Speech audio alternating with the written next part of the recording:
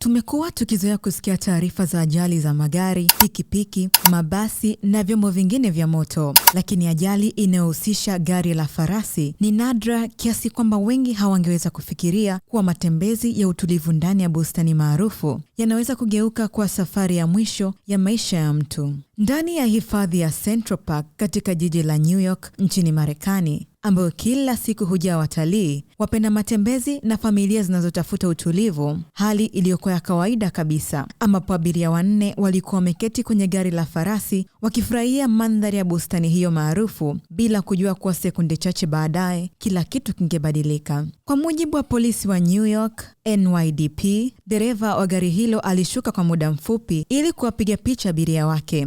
Lakini wakati huo huo, farasi aliyekuwa amefungwa kwenye gari hilo alishtuka na kuanza kukimbia kwa kasi bila udhibiti. Kilichoonekana kama tukio la kawaida ghafla kikageuka kwa hali ya taharuki. Mashuhuda wanasema gari hilo lilianza kuruka na kuyumba huku likikokotwa kwa kasi kupitia bustani hiyo, wakati abiria waliokuwa ndani wakipiga mayowe na kushikilia walichoweza ili kujiokoa. Na katika vurugu hizo, kijana mwenye umri wa miaka 18 alirushwa nje ya gari hilo na kuanguka vibaya.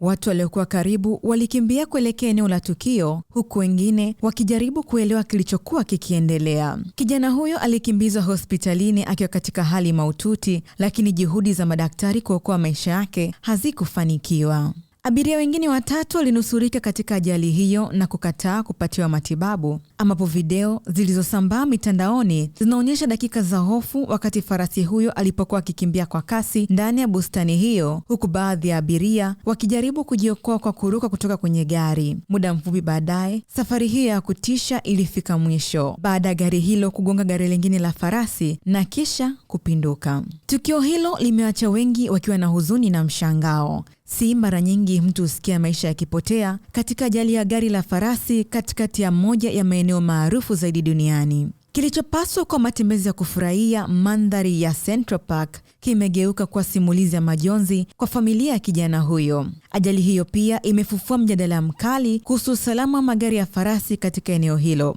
huku makundi ya watetezi wa haki za wanyama wakisisitiza kuwa tukio hilo ni ishara nyingine ya hatari zinazoweza kujitokeza wakati wowote. Na huku uchunguzi ukiendelea, jambo moja limebaki wazi. Hakuna aliyedhani kuwa sauti za kwato za farasi zilizokuwa zikisikika kwa utulivu ndani ya bustani hiyo zingemalizika kwa kilio, majonzi na kupotea kwa maisha ya kijana mwenye umri wa miaka 18 pekee. Mwandaji na msimulizi wako ni mimi Consolata Chaliga wa Ayo TV.